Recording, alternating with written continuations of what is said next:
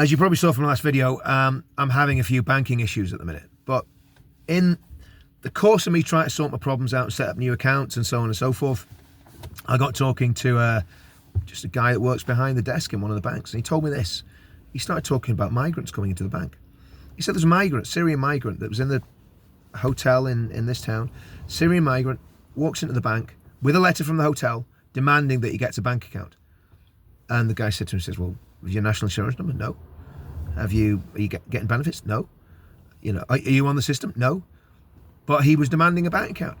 The guy in the bank said you can't have one.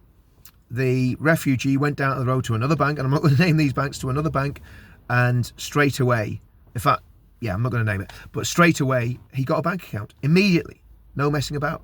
And then this guy went up to tell me, he says, look, he says, when we've got these people coming into our bank, they're always asking for English notes. Obviously, we're in Northern Ireland where you got the Northern Irish notes, which aren't, you know, you can't really use them in England.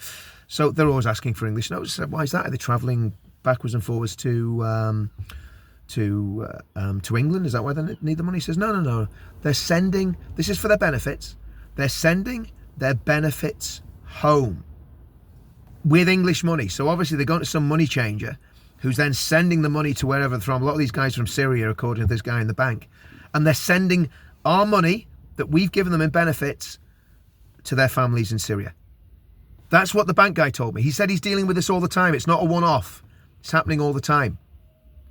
And yet, Joe Bloggs here, who makes a few videos about politics, has had his accounts suspended, frozen. And yet, Abdul and Asif are able to milk loads of money out of the system and send it to their families and home. Well, that's why there's only men in these hotels, because their families are at home living off our money. And this guy said to me, he said, some of these people are getting $2,000 a month. That's what he said.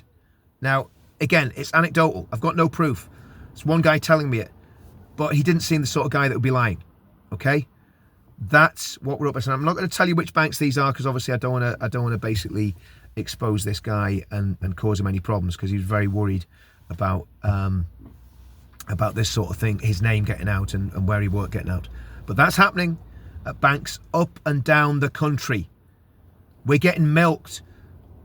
The whole nation is getting shafted. And Starmer and Sunak and Boris and May and Cameron and Osborne and Blair and Brown are all responsible, along with all those rats in the judiciary, along with that vile civil service, along with the media. They're all complicit, and they're all allowing this to happen.